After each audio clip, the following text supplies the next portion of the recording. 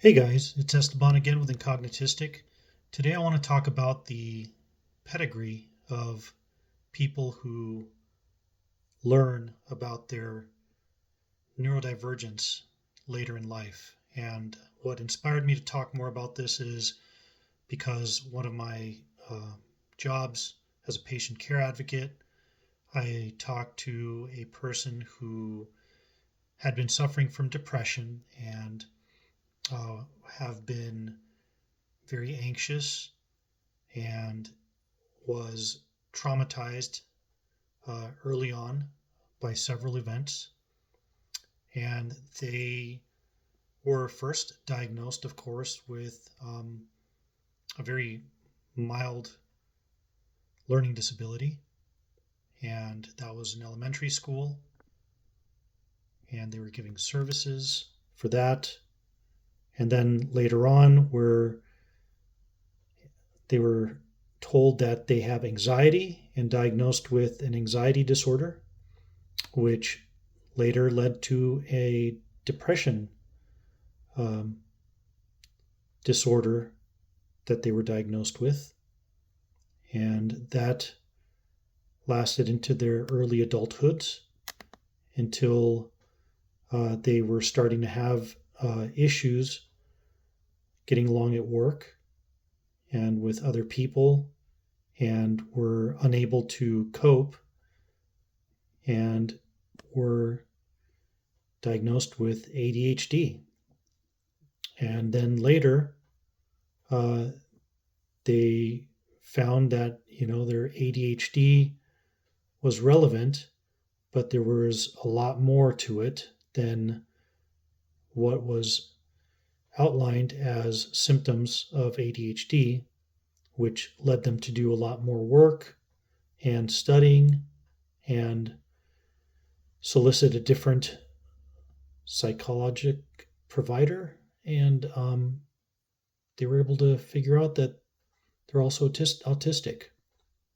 And it was really interesting because it's I call it the pedigree because I heard it in a book, an Audible book about autism and late diagnosis. And it's true. I mean, it seems like a lot of us who get diagnosed later in life as adults, we tend to see a common theme as far as diagnosis. And it almost always starts with some sort of learning disability uh, that is caught sometime in school. And for instance, for me, that learning disability was dyslexia.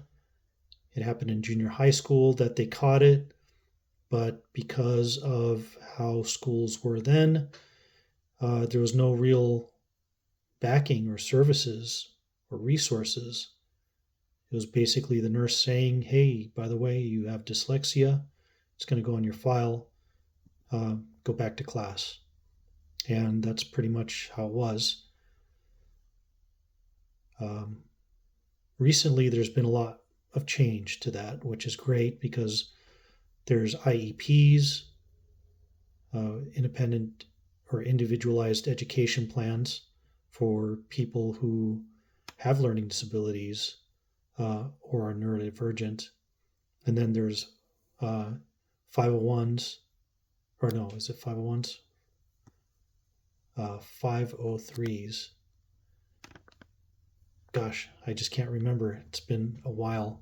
But there's another